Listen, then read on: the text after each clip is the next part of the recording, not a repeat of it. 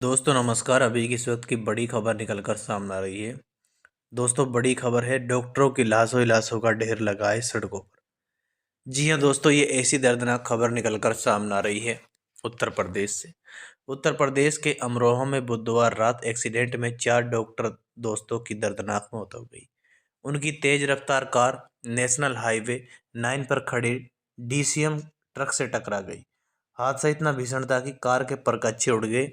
स्थानीय लोगों के लिए साथियों बताया जा रहा है कि वहीं पर ही आसपास लोग सभी मदद के लिए दौड़े, लेकिन तब तक 4 डॉक्टरों की मौत हो चुकी थी। घटना के बाद इलाके में हड़कंप मच गया। मौके पर स्थानीय लोगों की भीड़ जुट गई और मौके पर ही सूचना मिलते ही पुलिस भी तुरंत साथियों पहुंच गई। पुलिस ने साथियों सभी डॉक्टरों के शवों को पोस्टमार्टम के लिए अस्पताल में भिजवाया। ये इस वक्त की बड़ी खबर निकल कर सामने आ रही है उत्तर प्रदेश के अमरोहा से। वीडियो को लाइक कमेंट शेयर करेगा। Thank you.